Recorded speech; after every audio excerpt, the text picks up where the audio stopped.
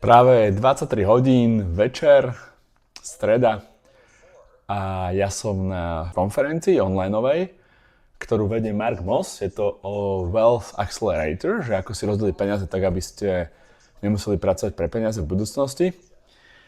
A je to až 4 dni, takže niečo ja zazdielam, čo som sa naučil potom na Hodly Podly, pretože Hodly Podly nie len o tom, aby sme pracovali s Bitcoinom, ale vedeli aj rozumne si tie peniaze rozdeľovať, tak aby sme potom aj ten Bitcoin si mohli kúpiť.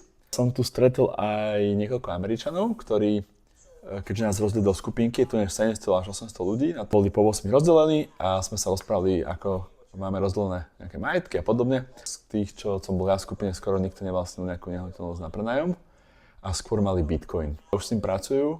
Zaujímavé bolo teda, že nemali tie nehnuteľnosti, ale teda, že Bitcoin ide naozaj vpred. Tak zatiaľ čaute.